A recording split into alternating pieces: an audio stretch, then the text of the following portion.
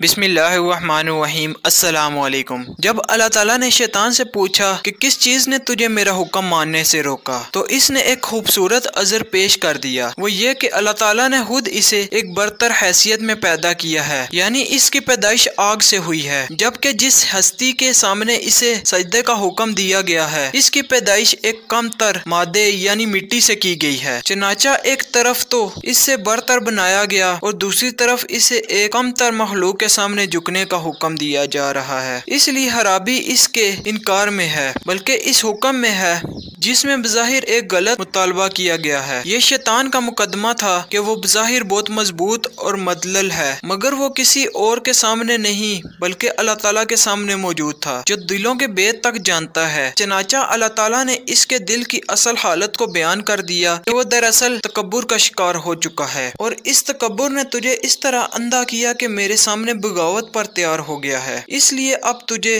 अब तुझे राइंदा दरगाह किया जाता है। शैतान इस मौके पर सरकशी से बाज ना आया। इसने अपनी गुमराही का इल्जाम ये कहकर अल्लाह ताला पर डालने की कोशिश की कि जिस तरह तूने मुझे गुमराह किया है, मैं आदम और इसकी औलाद को गुमराह करूंगा। इस तरह ये साबित हो जाएगा कि वो इस इज्जत के मुस्तहिक न थे जो इन्हें दी गई है। बस तू मुझे क़यामत के दिन तक की मोहलत दे दे। अल्लाह ताला शैतान से सख्त नाराज थे, इसलिए अल्लाह ताला ने इसे मोहलत दे दी ताकि इसकी बदी इस तरह वाज़ह हो जाए कि खुदा की रहमत जैसे बुलंद सिफ्त भी इसके काम न आ सके। दूसरी तरफ हजरत आदम अलैहिस्सलाम को यह हुक्म दिया गया कि वो अपनी बेगम के हमरा एक बाग में क़याम करें, अलबत्ता है खास दरख्त से दूर रहें, और इन्हें यह भी बताया गया कि इब्लीस इसका दुश्मन है, लिहाजा वो इसके धोखे में न आए। हजरत आदम और हवा कुछ अरसा तो अल्लाह ताला के हुक्म के पाबंद रहे, मगर आहिस्ता आहिस्ता शैतान ने वसवसा अंगेजी शुरू कर दी। इसने इन दोनों को कसम खाकर यह यकीन दिलाया कि वो इस दरख्त का फल खा लें तो इन्हें हर तरफ से फायदा होगा। वो दोनों इनकी बातों में आ गए और इस दरख्त का फल खा बैठे, मगर इस नतीजे में फौरन अल्लाह ताला की अता किरदे नेमतों से महरूम हो गए। यूं बज़ाहिर शैतान ने अपने चैलेंज में कामयाब हो गया कि वो साबित करके रहेगा कि आदम इस मुकाम के मुस्तहिक नहीं है जो इन्हें दिया गया है, मगर आदम और हवा का केस शैतान वाला नहीं था। इन्होंने इसका पहला सबूत ये दिया कि जैसे ही इन्हें एहसास हुआ कि वो अल्लाह ताला के हुक्म पर कायम नहीं रह सके, दोनों रब की बारगाह में माफी के हुआस्तगार हो गए। अल्लाह ताला ने पूछा कि मैंने तुम्हें माफ नहीं किया था? ये दूसरा मौका था जब हजरत आदम अलैहिस्सलाम ने शैतान से मुख्तलिफ होने का सबूत दिया। इन्होंने शैतान की तरह अपने अमल की कोई तावील करने की कोशिश नहीं की। हालांकि ये दोनों ये कह सकते थे कि हमें शैतान ने धोखा दिया है, मगर इन्होंने कोई अज़र पेश न की और एक तरफा तौर पर सारी गलती कबूल कर ली। चनाचा अल्लाह ताला ने इन्हें माफ कर दिया। हजरत आदम अलैहिस्सलाम ने 960 वर्ष की जिंदगी पाई, जबकि हजरत आदम अलैहिस्सलाम की जिंदगी